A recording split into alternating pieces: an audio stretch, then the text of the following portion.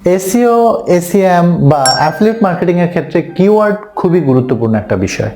আপনি যদি properly keyword research করতে না পারেন তাহলে আপনি কখনোই এই এসইও, এসইএম বা অ্যাফিলিয়েট মার্কেটিং এ সফল হতে পারবেন না। আসসালামু আলাইকুম, আমি রাজীব আর আজকের ভিডিওতে আপনাদের সাথে শেয়ার করব একটা বেস্ট টুল যেটার মাধ্যমে আপনি প্রপারলি কিওয়ার্ড রিসার্চ করতে পারবেন। আই থিঙ্ক ভিডিওটা আপনারা যারা এসইও করেন, আপনারা যারা এসইএম করেন অর্থাৎ গুগল সার্চ অ্যাডভার্টাইজিং করেন বা আপনারা যারা অ্যাফিলিয়েট মার্কেটিং করতে যাচ্ছেন, আপনাদের সবার জন্য একটা গ্রেট হেল্পফুল ভিডিও হবে। Let's jump into the video. Viewers, একটা রিকোয়েস্ট, যদি এটা প্রথম ভিজিট হয় আমার চ্যানেলে তাহলে অবশ্যই আমার চ্যানেলটি সাবস্ক্রাইব করবেন। আমি digital marketing, online money making এর বিভিন্ন বিষয় নিয়ে ভিডিও ক্রিয়েট করি।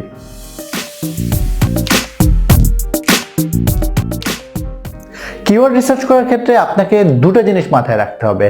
এক, আপনাকে লং টেল কিওয়ার্ড খুঁজে পেতে হবে এবং আপনাকে লো কম্পিটিটিভ কিওয়ার্ড খুঁজে পেতে হবে। আপনি যদি লং টেল লো কম্পিটিটিভ কিওয়ার্ড খুঁজে পান তবে আপনি এসইও, এসইএম বা অ্যাফিলিয়েট মার্কেটিং এর ক্ষেত্রে সফল হওয়ার পসিবিলিটিস বেশি। আর আমি যে টুলটার কথা বলবো আপনাদেরকে বা যে টুলটা আপনাদের সাথে আজকে ইন ডিটেল আলোচনা করবো, সেই টুলটার মাধ্যমে আপনি লং টেল এবং লো কম্পিটিটিভ কিওয়ার্ড খুঁজে পাবেন। আপনি যখন ভিডিও ডেসক্রিপশনে যে লিঙ্কটা আছে সেখানে ক্লিক করলে আপনি ঠিক এরকম একটা ইন্টারফেস দেখতে পাবেন। এখানে আপনাকে প্রথমত ফার্স্ট টাইম যখন আপনি আসবেন তখন আপনাকে এখানে সাইন আপ করে নিতে হবে। সাইন আপ করার জন্য আপনি সাইন ইনে ক্লিক করতে পারেন। সাইন ইনে ক্লিক করে এখানে হচ্ছে আপনি সাইন আপে ক্লিক করে আপনি রেজিস্ট্রেশনটা কমপ্লিট করে ফেলতে পারেন। রেজিস্ট্রেশন আপনার ইমেল পাসওয়ার্ড, কনফার্ম পাসওয়ার্ড দিয়ে ক্রিয়েট অ্যাকাউন্টে ক্লিক করে আপনি রেজিস্ট্রেশন করে ফেলতে পারেন। তো আমার যেহেতু অ্যাকাউন্ট আছে, আমি আমার অ্যাকাউন্টে লগ ইন করে নিচ্ছি। আপনার অ্যাকাউন্টে লগ ইন করার পর আপনি ঠিক এরকম একটা ইন্টারফেস দেখতে পাবেন। এখানে লেফট সাইডে যদি আপনি তাকান সেখানে হচ্ছে কিওয়ার্ড রিসার্চ এবং আপনি এখানে বেশ কিছু মেনু দেখতে পাবেন। আর এখানে যদি রাইট সাইডে আপনি দেখেন তাহলে এখানে সেভ রিসার্চ, আপনি যদি কোনো কাজ সেভ করে রাখেন সেটা এখানে দেখতে পাবেন এবং আজকের দিনে যদি কোনো সার্চ করে থাকেন সেটা এখানে দেখতে পাবেন। তো আমরা এখানে প্রথমে কিওয়ার্ড দিব, দিয়ে আমরা কিওয়ার্ড রিসার্চ করব। আমরা এখানে একটা কিওয়ার্ড দিচ্ছি। আপনি যখন আপনার বিজনেস রিলেটেড কিওয়ার্ড দিবেন তখন চেষ্টা করবেন একটা ব্রড কিওয়ার্ড দেওয়ার জন্য, খুব স্পেসিফিক না দিয়ে খুব নর্মাল একটা কিওয়ার্ড দেওয়ার জন্য। ফর এক্সাম্পল ধরুন আমরা দিচ্ছি অনলাইন বিজনেস।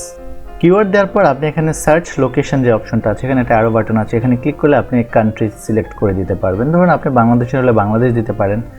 তো আমরা এটাকে ঠিক যেভাবে আছে এভাবে রাখলাম। তারপর হচ্ছে আমরা সার্চে ক্লিক করলাম।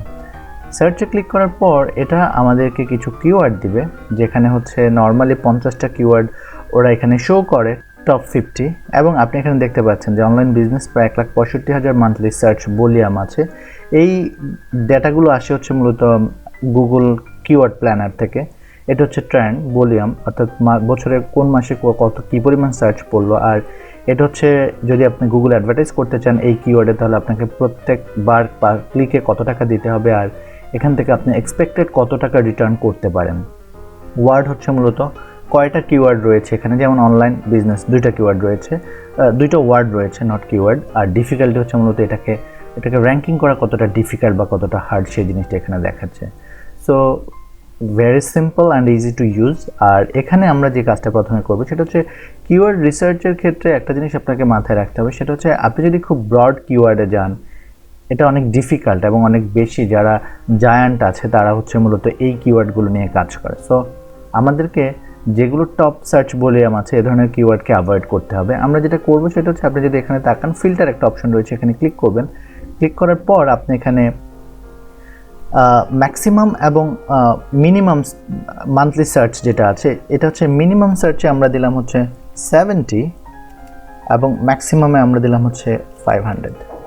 তো এটা কেন? এটার মূল কারণ হচ্ছে ধরুন আপনি বিগিনার, আপনি যদি একটা সার্চ ভলিউম, একটা কিওয়ার্ড যদি যেটা হচ্ছে সার্চ ভলিউম আছে ধরেন 50,000, তো এই ধরনের কিওয়ার্ডে নর্মালি আপনি র্যাঙ্ক করতে পারবেন না অলমোস্ট শুরুর দিকে, বিকজ আপনার ওয়েবসাইটে হয়তো খুব ভালো কন্টেন্ট নেই অথবা আপনি খুব ভালো ব্যাকলিঙ্কও নেই। সেক্ষেত্রে আপনাকে উচিত হবে লো সার্চ ভলিউমের কিওয়ার্ড নিয়ে প্রথমে কাজ করা। তারপর গুগল যখন সার্চ ইঞ্জিনগুলো যখন আপনার ওয়েবসাইটের সাথে পরিচিত হয়ে যাবে তখন মূলত আপনি অটোমেটিক্যালি যে কিওয়ার্ড টার্মগুলো অনেক বেশি ব্রড আছে সেগুলোতেও র্যাঙ্ক করতে পারবেন।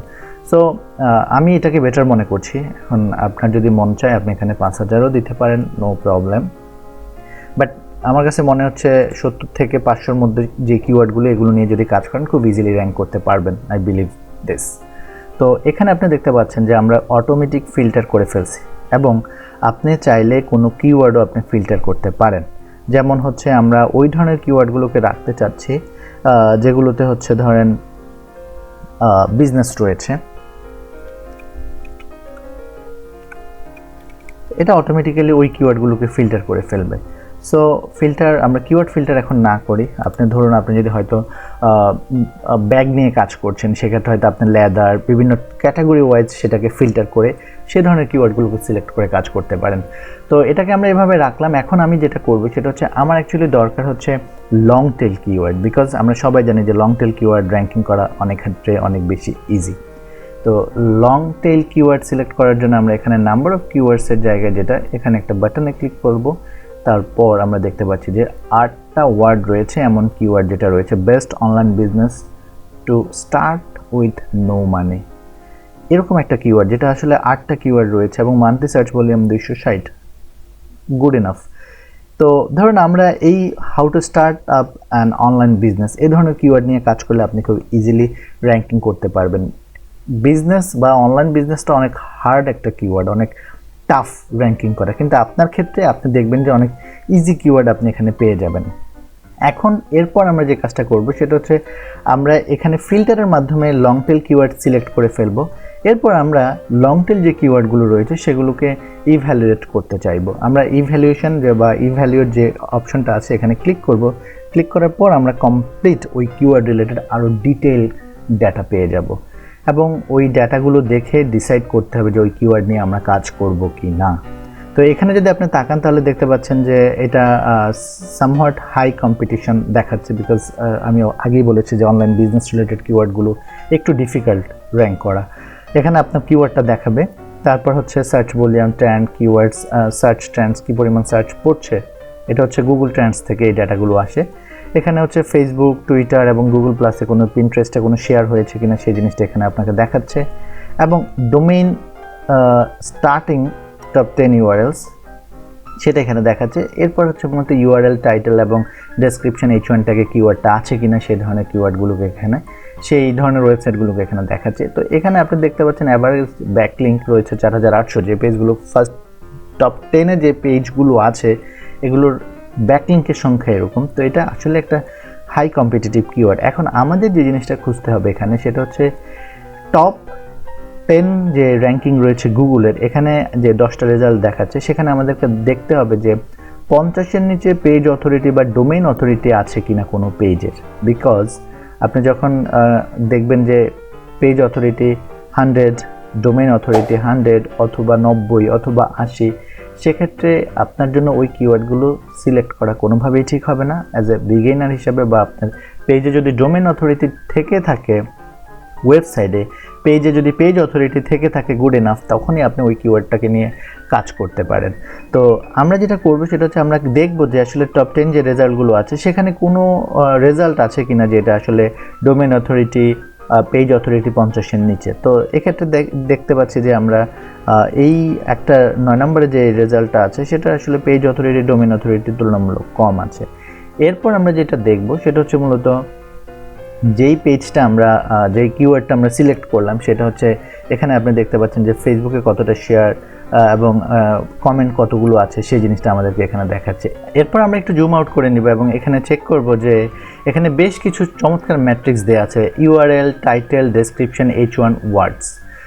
এখানে আপনি যখন দেখবেন বিশেষ করে ইউআরএল, টাইটেল, ডেসক্রিপশন এবং H1 ট্যাগে আপনি যখন দেখবেন যে no no no, that's mean আপনার যে মেইন ফোকাসিং কিওয়ার্ডটা আপনি সিলেক্ট করতে যাচ্ছেন সেই কিওয়ার্ডটা এই সাইটগুলো তাদের টাইটেলে, তাদের ইউআরএলে, তাদের ডেসক্রিপশানে, তাদের H1 ট্যাগে কোথাও উল্লেখ করেনি।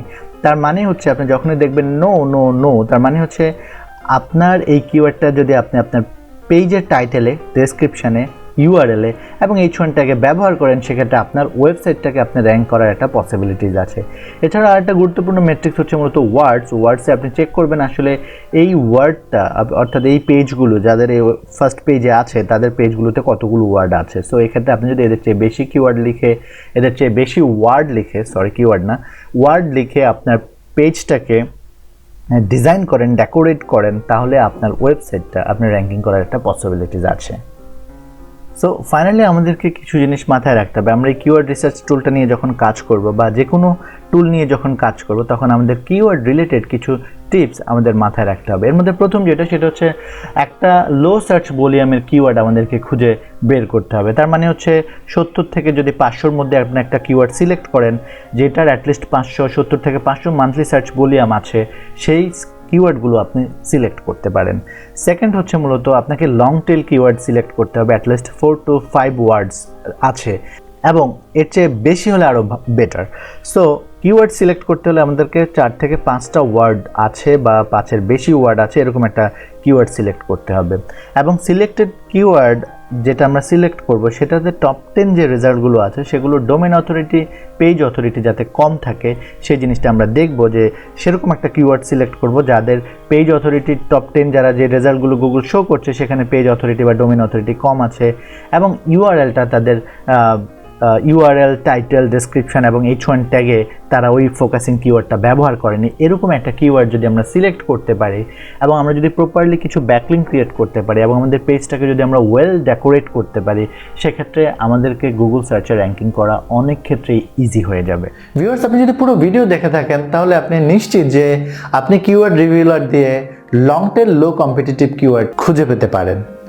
প্রপারলি কিওয়ার্ড রিসার্চের ক্ষেত্রে এই জিনিসগুলো মাথায় রাখতে হবে, যেই জিনিসগুলো আমি এই ভিডিওতে কথা বলেছি, বিশেষ করে লং টেল, লো কম্পিটিটিভ এবং লো কম্পিটিটিভের ক্ষেত্রে ডোমেইন অথরিটি, পেজ অথরিটি, এছাড়া হচ্ছে ব্যাকলিঙ্ক এবং আপনার যে মেইন ফোকাসিং কিওয়ার্ড সেটা টাইটেল, ইউআরএল এবং মেটা ডেসক্রিপশনে আছে কিনা, এই সব কিছু ডিফাইন করে আপনি যদি প্রপারলি কিওয়ার্ড রিসার্চ করতে পারেন তাহলে আপনি আপনার এসইও, এসইএম বা অ্যাফিলিয়েট মার্কেটিং এর ক্ষেত্রে সফল হওয়ার পসিবিলিটিস অনেক বেশি। আমার ভিডিও যদি আপনাদের ভালো লাগে তাহলে অবশ্যই আমার চ্যানেলটি সাবস্ক্রাইব করবেন, ভিডিওতে কমেন্ট করবেন আর আমার ভিডিওগুলো আপনার ফ্রেন্ডদের সাথে শেয়ার করবেন। সবাই ভালো থাকবেন, সুস্থ থাকবেন। আজকে এ পর্যন্তই।